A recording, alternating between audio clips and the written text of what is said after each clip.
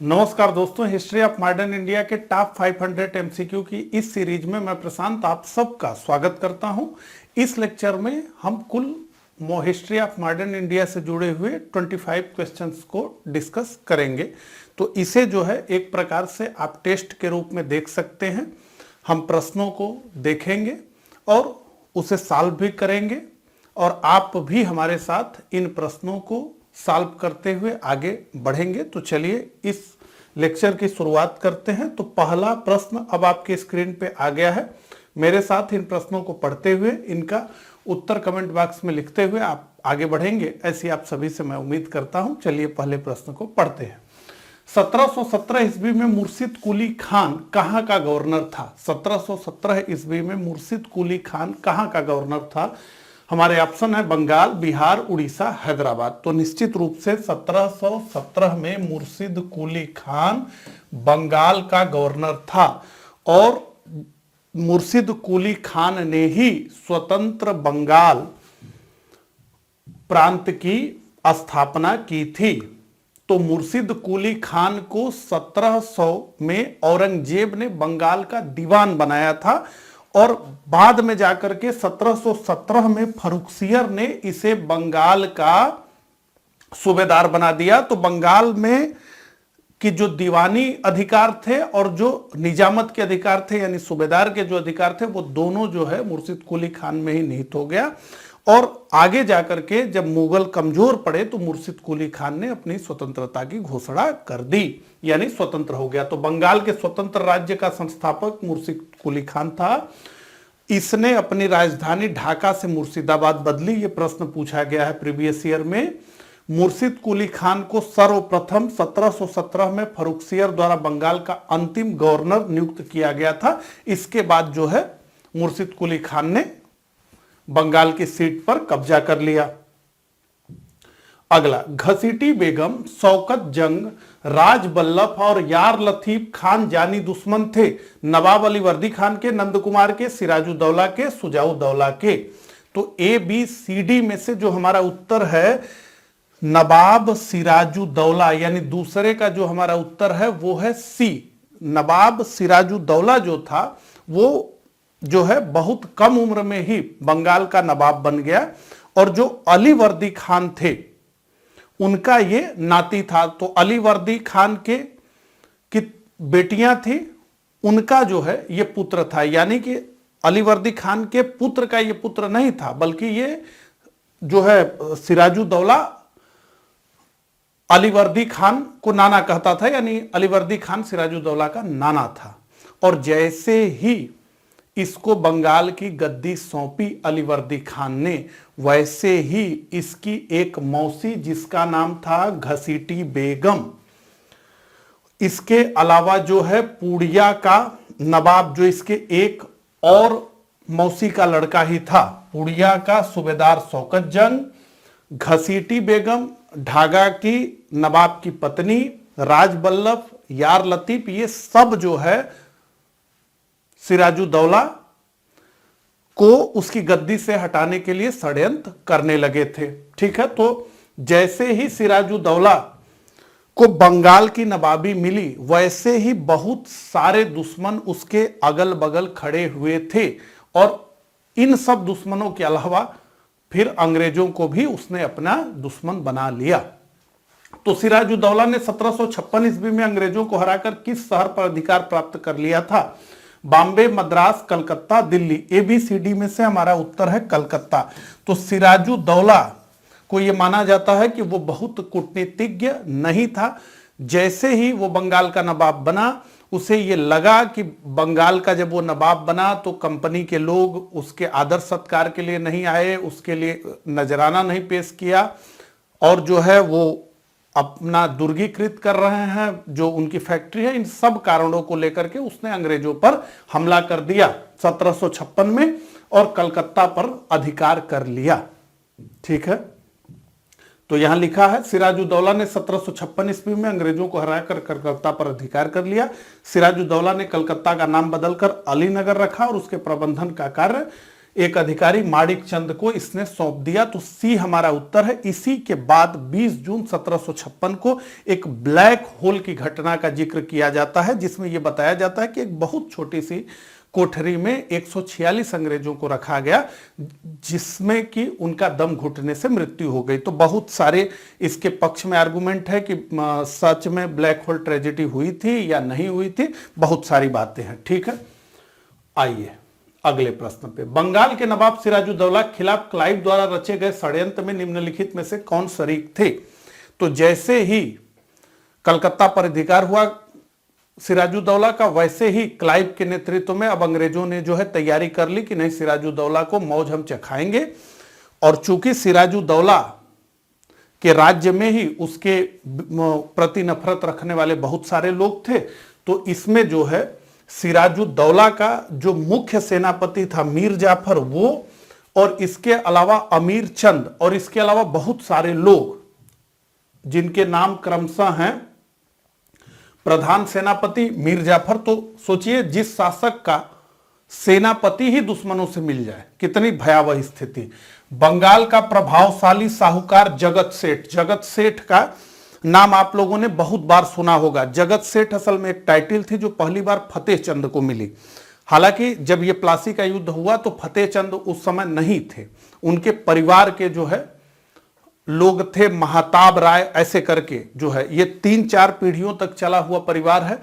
और सभी अपने टाइटल में जगत सेठ लिखते थे। इन्हें कहा जाता था बैंकर ऑफ द वर्ल्ड। और इनके पास कितना पैसा था वो बस इतना बात बताकर मैं आपको समझा सकता हूं कि जगत सेठों के बारे में यह कहा जाता था कि जगत सेठ सोने और चांदी की दीवार बना करके गंगा को रोक सकते हैं। और बिहार में कितनी चौड़ी गंगा है ये आप जानते हैं। जगत सेठ सोने और चांदी की दीवारें बना करके गंगा को रोक सकते हैं। और कहा जाता है कि जगत सेठ को भी इसने नवाब बनने के बाद सिराजुद्दौला ने एक थप्पड़ मारा, उससे जो है 2 करोड़ रुपए की इसने डिमांड की थी। उस जमाने में ये बहुत बहुत बहुत बड़ी रकम थी। तो जगत सेठ भी इसके विरुद्ध हो गए थे। उनको लगा कि अब तो हमारा साम्राज्य ही समाप्त हो जाएगा जगत सेठ का, क्योंकि नवाब तो हमसे दुश्मनी मतलब हमसे दुश्मनी रखने लगा। तो कुल मिलाकर मीर जाफर, जगत सेठ, राय दुलबर, अमीर चंद, इन सबने मिलकर के ये निर्णय लिया कि अब सिराजुद्दौला का तो काम समाप्त करना है। हालांकि जगत सेठ को इतिहास में बहुत जो है गड़बड़ तरीके से पेश किया जाता है, लेकिन सच्चाई ये थी कि सिराजुद्दौला ने ना केवल जो है जगत सेठों के धन पर खतरा पैदा कर दिया था, बल्कि उनके जान पर भी खतरा पैदा कर दिया था। उनके पास ऑप्शन नहीं रह गया था।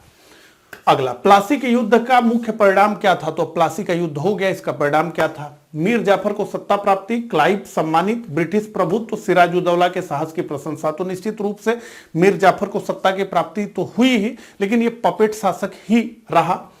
क्लाइव तो निश्चित रूप से बहुत सम्मानित हुआ, इसे जो है स्वर्ग से उत्पन्न सेना नायक भी कहा गया। हालांकि ब्रिटिश प्रभुत्व, जो एग्जैक्ट उत्तर है इसका हमारा सी, ब्रिटिश प्रभुत्व। आइए थोड़ा व्याख्या पर निगाह डालें।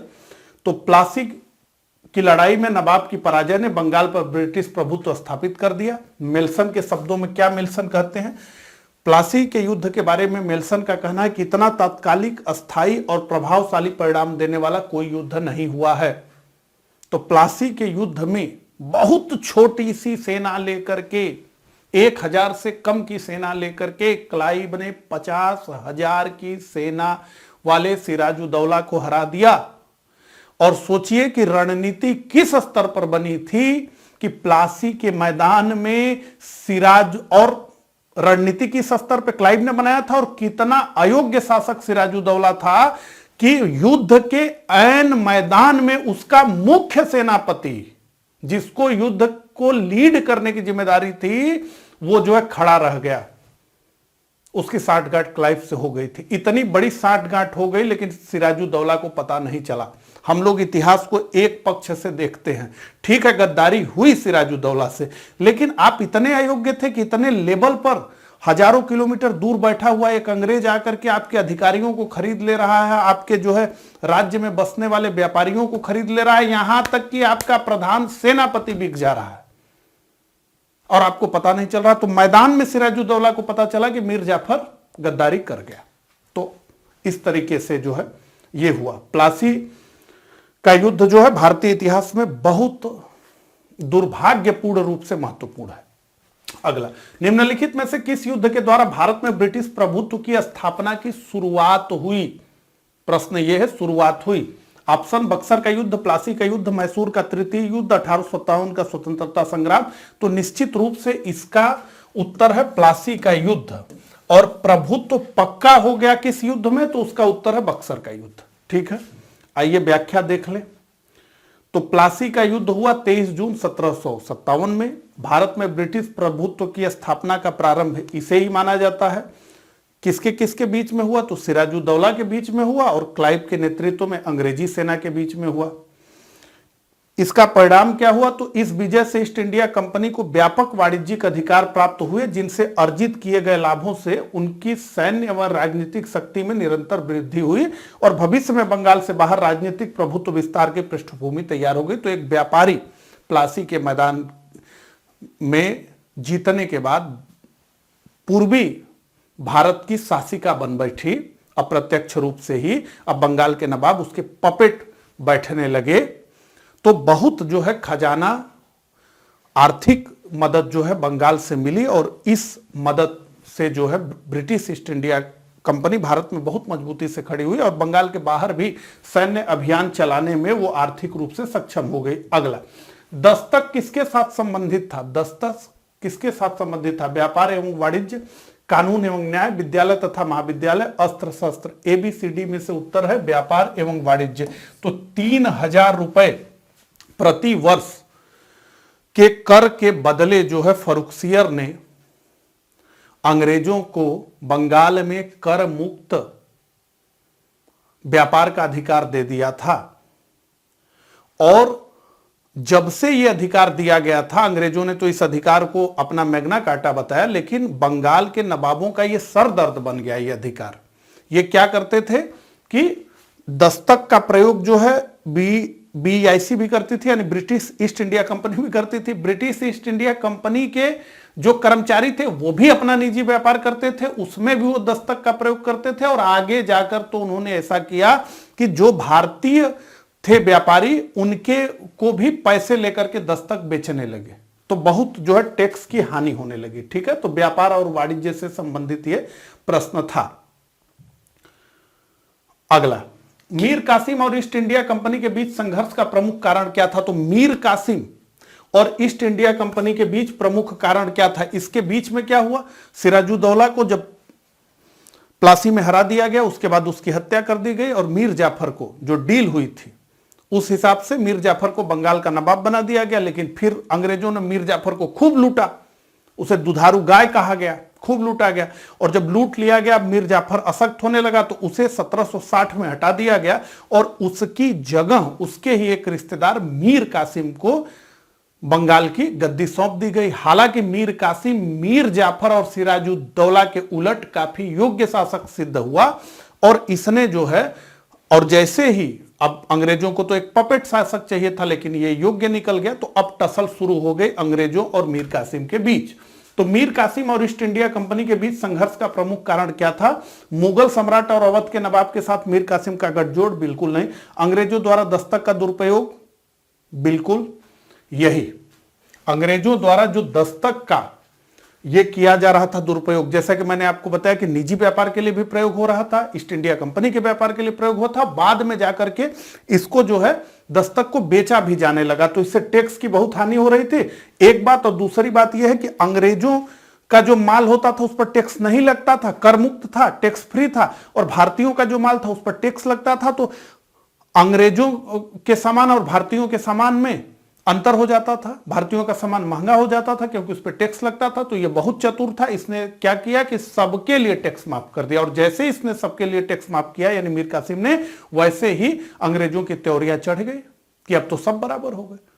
तो अब एक जो है युद्ध की पृष्ठभूमि यहां से तैयार हो गई। ठीक है, यहां पे सारी बातें जो है लिखी है, आप पढ़ सकते हैं। अगला, बक्सर के युद्ध में ईस्ट इंडिया कंपनी की सेना का सेनापति कौन था? अब बक्सर के युद्ध का मैदान तैयार हो गया। Clive, Hector Munro, Warren Hasting, Watson, ABCD। यहां मैं आपको बताना चाहूंगा, देखिए, भारत में एक से एक बड़े वीर पैदा हुए हैं। यूरोप के 2000 वर्षों के इतिहास में जितने वीर पैदा हुए हैं उससे बहुत अधिक वीर भारत के 500 साल के इतिहास में पैदा हुए हैं। लेकिन अंतर क्या है, भारत में हमेशा जो सफलता रही है वो एकल सफलता रही है, सामूहिक सफलता नहीं रही है। इसीलिए हम पराजित हुए। शिवाजी महाराज जैसा योद्धा था लेकिन फिर दूसरा नहीं निकला, महाराणा प्रताप जैसा योद्धा। तो यहां व्यक्तिगत सफलता, आप सोचिए प्लासी में कितने विपरीत परिस्थितियों में क्लाइव ने अंग्रेजों को जिताया था, और बक्सर के मैदान में तो तीन तीन शक्तियां खड़ी थी अंग्रेजों के खिलाफ। तो ऐसे में क्लाइव को चिट्ठी लिखी जानी चाहिए थी कि अरे भाई तुम अनुभवी हो, आओ, लेकिन नहीं, एक और सेना नायक आ गया, हेक्टर मुनरो, इसने पटक दिया जिस प्रकार से प्लासी में क्लाइव ने पटका था। तो कहने का मतलब है कि अंग्रेजों की अगर सफलता को आप देखेंगे तो उनकी हर सफलता सामूहिक सफलता है। क्लाइव नहीं है तो हेक्टर मुनरो भी लड़ लेगा, हेक्टर मुनरो नहीं है क्लाइव भी लड़ लेगा, दोनों लोग नहीं है बेले जली लड़ लेगा, मतलब सब। तो क्यों लड़ लेगा सारे लोग? क्योंकि ये सामूहिक है। और भारत में जो है जितने शासक हुए, चाहे भारत में जो जितनी भी अभी भी, अब व्यक्तिगत जीवन में भी, हम क्रिकेट में कहते हैं कि अरे आज तो विराट कोहली ने शतक मार दिया, भारत जीत गया, जो कि सामूहिक खेल है क्रिकेट, उसमें भी हम व्यक्तिगत उपलब्धि खोजते हैं। तो हमारे यहां सारी उपलब्धियां व्यक्तिगत रही हैं, जबकि औरों की उपलब्धियों को आप देखेंगे तो हमेशा सामूहिक रही है। इसीलिए नेता वहां कभी महत्वपूर्ण नहीं हो पाया। वहां पर जो है कोई भी नेतृत्व करता हो, इतना मजबूत है सेना कि कोई भी नेतृत्व दे सकता है। लेकिन यहां नेता जरूरी था। कहा जाता है कि माधवराव के मरने के बाद मराठा साम्राज्य जो है अपने दुर्दिन में चला गया। माधवराव जिंदा रहते तो, और वो ऐसा आप अंग्रेजों के बारे में नहीं कह सकते। सभी ने आकर भारत में चमत्कार दिखा दिया। ठीक है, तो बहुत लंबी बात हो गई। इसका उत्तर है 9th का हमारा जो है B, Hector Munro. Hector Munro जो है बक्सर के मैदान में 22 अक्टूबर 1764 को भारत की 3 शक्तियों से लड़ा। कौन कौन? तो बंगाल का अपदस्थ नवाब मीर कासिम, जिसको हटा करके अंग्रेजों ने 1763 में फिर से मीर जाफर को गद्दी पे बैठा दिया। तो मीर कासिम, अवध का नवाब सुजाउद्दौला और मुगल सम्राट शाह आलम द्वितीय। इन 3 शक्तियां भारत की, सोच लीजिए, अवध का नवाब, बंगाल का अपदस्थ नवाब और मुगल सम्राट, ये 3 शक्तियां बक्सर के मैदान में अंग्रेजों से टकराई, और यह भारत का दुर्भाग्य था कि अंग्रेजों की विजय हो गई। तो बक्सर में भी अंग्रेजों ने हरा दिया। अगला, बक्सर के संग्राम का महत्व था। कंपनी का बंगाल पर प्रभुत्व, मीर जाफर नवाब बना, अवध पर जुर्माना, मुगल साम्राज्य प्रभावित। निश्चित रूप से कंपनी का बंगाल पर प्रभुत्व। तो जो प्लासी में हुआ उस पर मुहर लगा दी बक्सर की जीत ने। प्लासी के विजय में तो यह कहा जा सकता था कि असल में यह शौर्य की जीत नहीं है, बल्कि यह धोखे की जीत है, यह झूठ की जीत है, यह गद्दारी की जीत है, यह षड्यंत्र का जीत है। लेकिन बक्सर के युद्ध में से तो ऐसा कुछ भी नहीं हुआ। बक्सर का युद्ध तो निश्चित रूप से युद्ध कौशल, साहस, कुशलता की जीत थी। तो एक प्रकार से मुहर लग गया कि नहीं भाई, ब्रिटिश तो दमदार है, इसमें कहीं कोई मामला नहीं है। वो षड्यंत्र करने में भी दमदार है और तलवार चलाने में भी दमदार है। तो बक्सर के युद्ध में ईस्ट इंडिया कंपनी ने बंगाल के अपदस्थ नवाब मीर कासिम, अवध के नवाब सुजाउद्दौला, शाह आलम द्वितीय की संयुक्त सैन्य शक्ति को पराजित कर बंगाल, बिहार और उड़ीसा पर पूरी तरह क्या कर लिया? प्रभुत्व स्थापित कर लिया। अगला, बक्सर के युद्ध के समय बंगाल का नवाब कौन था? तो बक्सर का जब युद्ध हुआ तो बंगाल का नवाब कौन था? तो बक्सर के युद्ध में बंगाल का नवाब मीर जाफिर था। मीर जाफर को दोबारा जो है अंग्रेज लेकर के आए 1763 में, और फिर 65 तक ये नवाब बना। पहले ये 1757 से 60 तक था, 60 में इसको हटा के मीर कासिम को लाए, 1760 से 63 तक मीर कासिम था, फिर मीर कासिम को हटा करके फिर मीर जाफर को 1763 में ले आए। तो बक्सर का युद्ध चूंकि 1764 में हुआ तो उस समय मीर जाफर बंगाल का नवाब था। ठीक है, देखिए यहां लिखा है बक्सर युद्ध के पश्चात ही भारत में वास्तविक रूप से ब्रिटिश प्रभुत्व की स्थापना हो गई। अगला, ब्रिटिश ईस्ट इंडिया कंपनी को बंगाल प्रांत की दीवानी का अधिकार किस संधि के द्वारा प्राप्त हुआ? तो ब्रिटिश ईस्ट इंडिया कंपनी को बंगाल प्रांत की दीवानी का अधिकार किस संधि के द्वारा प्राप्त हुआ? अलीनगर, फैजाबाद, इलाहाबाद, बनारस। तो यह संधि हुई इलाहाबाद में, ठीक है। 12 अगस्त 1765 को पहली संधि हुई शाह आलम द्वितीय के साथ, और 16 अगस्त 1965 को दूसरी संधि हुई अवध के नवाब और क्लाइव के बीच। तो इलाहाबाद की प्रथम संधि 12 अगस्त 1765 को हुई, और अंग्रेजों को बिहार, बंगाल और उड़ीसा की दीवानी प्राप्त हो गई। उस समय जो हम बंगाल कहते थे उसमें बिहार भी था, उड़ीसा भी था, तो इसीलिए हम उसे पूरा बताते हैं कि पूर्वी भारत पर ही अंग्रेजों का अधिकार हो गया, क्योंकि ये जो क्षेत्र था ये बहुत बड़ा क्षेत्र था, ठीक है। इसके बाद जो है बदले में शाह आलम को इलाहाबाद और कड़ा के जिले एवं प्रतिवर्ष 26 लाख रुपए पेंशन मिली। तो जो मुगल बादशाह थे वो असल में अंग्रेजों के पेंशनर बन गए। अब यहां से इनको माधवराव सिंधिया उठा करके फिर दिल्ली ले जाएंगे और इनको जो है दिल्ली में अपनी छत्र छाया में गद्दी पे बिठाएंगे, ठीक है। अगला, दीवानी द्वारा ईस्ट इंडिया कंपनी ने कौन सा अधिकार प्राप्त किया? राजस्व वसूलने का अधिकार प्राप्त किया। दीवानी मिल गई ईस्ट इंडिया कंपनी को, तो उससे क्या मिला ईस्ट इंडिया कंपनी को, यह पूछा जा रहा है। राजस्व वसूल करने का अधिकार मिल गया, सामरिक शासन लागू करने का अधिकार, सभी शक्तियों के साथ संधि करने का अधिकार, उपरोक्त सभी अधिकार। तो निश्चित रूप से राजस्व वसूल करने का अधिकार इन्हें मिल गया। दीवानी अधिकार का मतलब राजस्व वसूल करने का अधिकार जो है कंपनी को मिल गया। तो दीवानी द्वारा ईस्ट इंडिया कंपनी को राजस्व वसूल करने का अधिकार प्राप्त हुआ। इसके तहत कंपनी सीधे स्वयं राजस्व वसूलने लगी। अगला, निम्नलिखित में से किसने 1765 ईस्वी में निष्पादित इलाहाबाद की संधि में भाग लिया था? तो इलाहाबाद की संधि में कौन कौन था? रॉबर्ट क्लाइव, मीर जाफर, बलवंत सिंह, ये बनारस के राजा, Robert Clive, Najmuddaula, Shujauddaula, Mir Qasim, Robert Clive, Shujauddaula. तो शाह आलम मुगल सम्राट, रॉबर्ट क्लाइव अंग्रेजों का नेता, और सुजाउद्दौला अवध का नवाब, इन्हीं लोगों के बीच ये हुआ, ठीक है। तो डी हमारा उत्तर है। अगला, अब प्रश्न आ गया एक जो है 18वीं सदी में कंपनी द्वारा बंगाल में लागू की गई दोहरी पद्धति या दैव शासन के संबंध में नीचे दिए गए कथनों पर विचार कीजिए। बंगाल के राजस्व पर कंपनी का नियंत्रण था, पुलिस और न्यायिक शक्तियों पर नवाब का नियंत्रण था, प्रशासन का दायित्व तो कंपनी और उसके अधिकारियों पर था। अब पूछा जा रहा है कि इसमें से कौन सा कथन सत्य है? तो देखिए, बंगाल के राजस्व पर कंपनी का नियंत्रण था, यह तो बिल्कुल सत्य है। पुलिस और न्यायिक शक्तियों पर नवाब का नियंत्रण था, यह भी बिल्कुल सत्य है। प्रशासन का दायित्व तो कंपनी और उसके अधिकारियों पे था, यह बिल्कुल गलत है। तो ऐसे में हमारा जो उत्तर होगा वो 1 और 2 होगा। हालांकि एक विषय और भी जान लीजिए कि दीवानी में जो दीवानी न्याय था वो तो अंग्रेजों के पास ही था, क्योंकि जो राजस्व वसूलेगा, राजस्व से संबंधित झगड़ों का निपटारा भी वही करेगा, ठीक है। दीवानी फौजदारी होती ना, तो दीवानी न्याय यानी जो सिविल के मामले थे वो कंपनी को ही देखना था।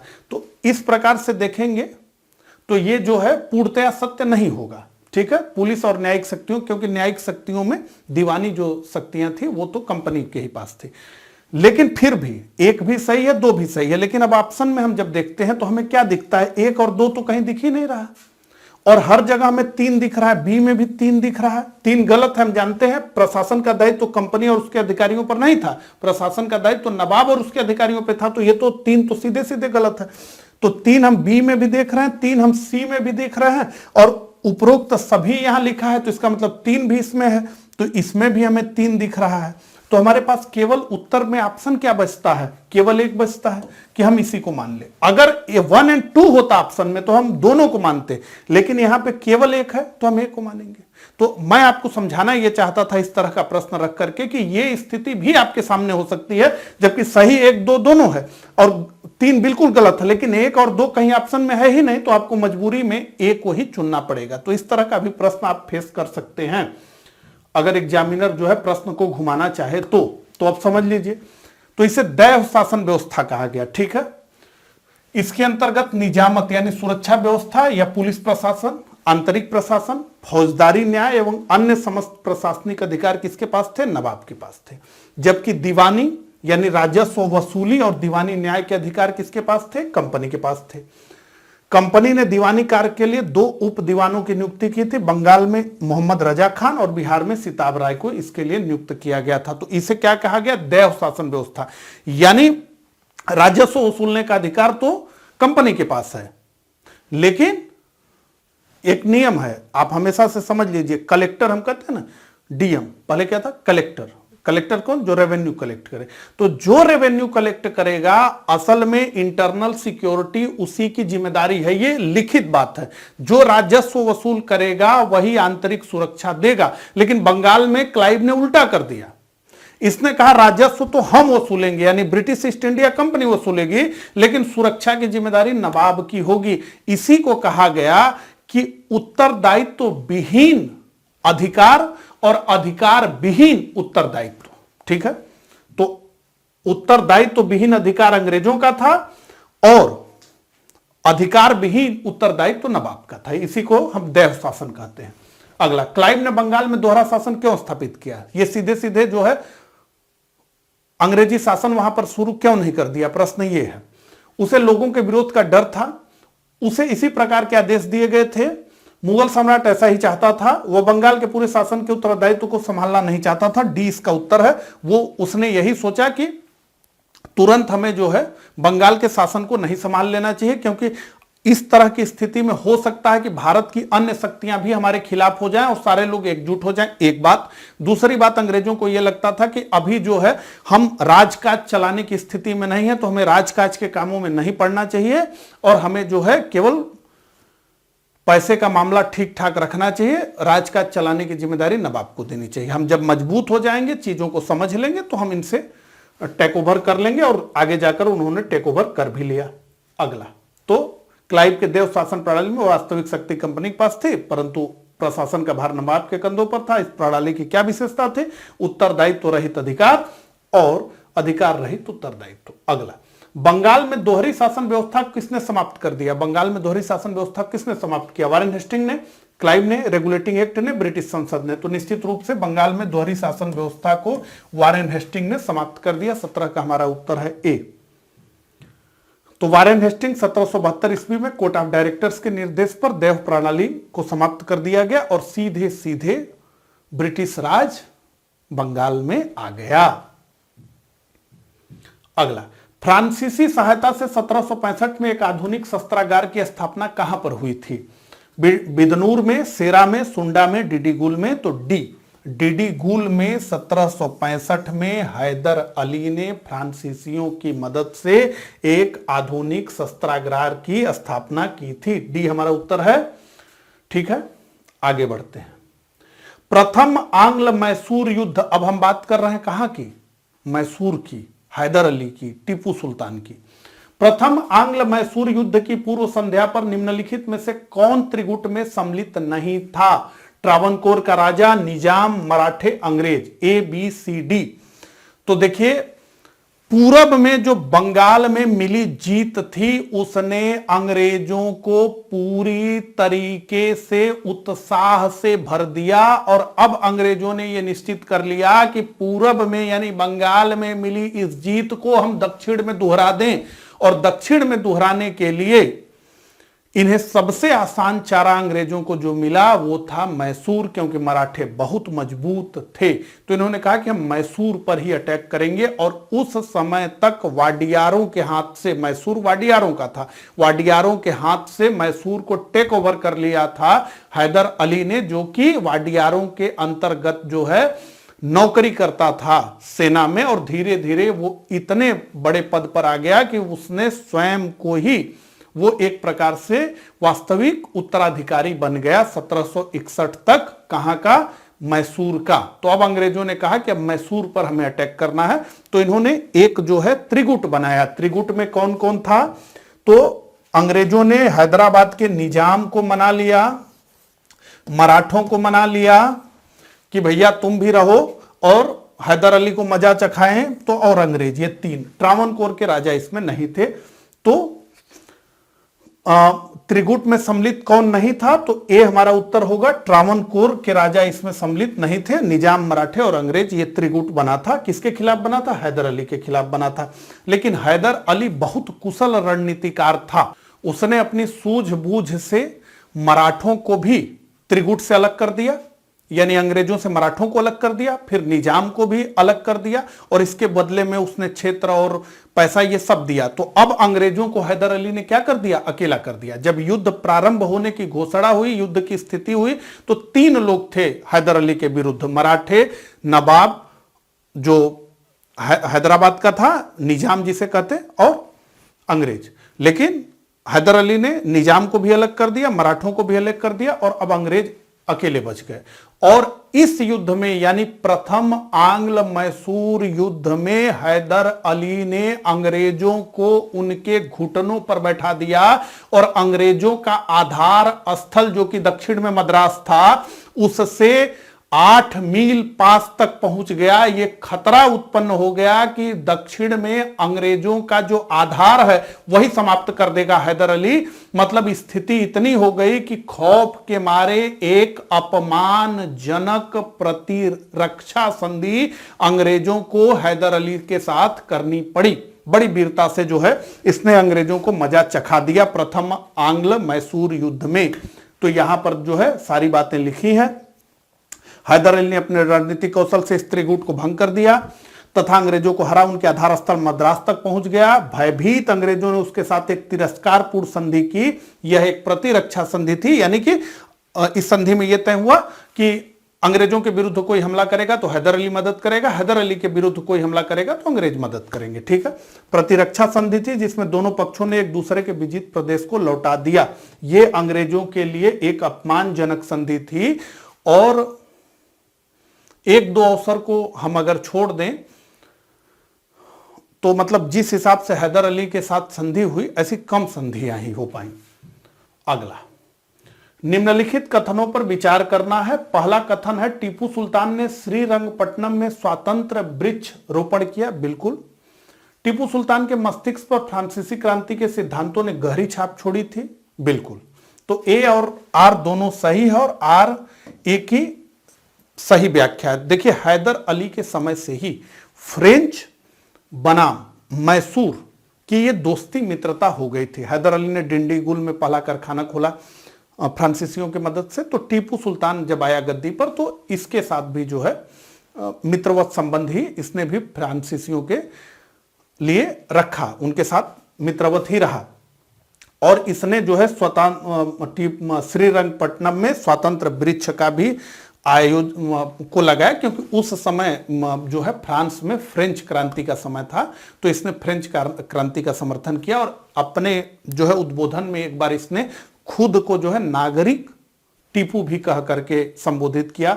और जेकोबिन क्लब की भी इसने स्थापना की मैसूर में और उसका ये जो है सदस्य बना। फ्रांस और मैसूर की मैत्री का प्रतीक स्वतंत्रता का वृक्ष भी लगाया। हालांकि टीपू सुल्तान को दक्षिण में उत्तर भारत के औरंगजेब के नाम से जाना जाता है। यह हिंदुओं के लिए, ईसाइयों के लिए लोग बताते हैं कि राक्षस के समान था।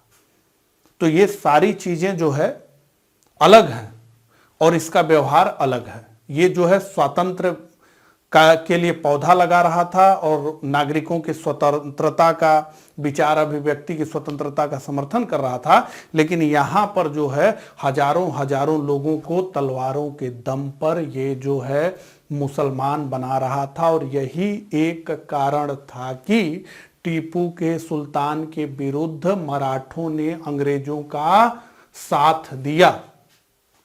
क्योंकि हम तो देखते हैं तो पूरा जो है मैसूर को तो ये जो है मुसलमान बना देगा। ठीक है, तो ये भी एक तथ्य है। हालांकि टीपू सुल्तान अपने समय का बहुत ही योग्य शासक था, बहुत वीर और हिम्मती भी था, इसमें कहीं कोई दो राय नहीं है। और जिस मजबूती से हैदर अली ने और टीपू सुल्तान ने अंग्रेजों का सामना किया है उसकी कोई बानगी नहीं है। और इसका एक जो है सबूत आपको ऐसे मिल सकता है कि 2 आंग्ल सिख युद्ध हुए, सिख राज्य पर कब्जा हो गया। 3 आंग्ल मराठा युद्ध हुए, मराठों का अस्तित्व बना रहा, अभी भी बना है। अभी भी उन्हीं मराठों में एक सिंधिया परिवार है, आप जानते हैं। एक लोग राजस्थान के चीफ मिनिस्टर ज्योतिरादित्य सिंधिया, केंद्रीय मंत्री। तो अभी भी मराठों का थोड़ा अस्तित्व बचा रहा। लेकिन मैसूर को झुकाने के लिए अंग्रेजों को 4 युद्ध लड़ने पड़े। एक नहीं, 4 आंग्ल मैसूर युद्ध हुए। ठीक है, अगला, मैंने अपने मित्रों को बिना बहुत अधिक ताकतवर बनाया अपने शत्रु को अशक्त बना दिया, यह कथन किससे संबद्ध है? प्रथम आंग्ल मैसूर युद्ध, द्वितीय आंग्ल मैसूर युद्ध, तृतीय आंग्ल मैसूर युद्ध। तो 21 का जो हमारा उत्तर है वो है सी, तृतीय आंग्ल मैसूर युद्ध में ये कथन कार्नवालिस द्वारा कहा गया। ठीक है, कि हमने मराठे और निजाम को मजबूत भी नहीं होने दिया और इसको लंगड़ा बना दिया। किसको? मैसूर को। अगला, या टीपू सुल्तान को। निम्नलिखित में से कौन सा क्षेत्र तृतीय आंग्ल मैसूर युद्ध के पश्चात ईस्ट इंडिया कंपनी के प्रशासन के अंतर्गत आया? मालाबार, कानरा, ट्रावणकोर, तंजौर। ABCD में से हमारा उत्तर है मालाबार।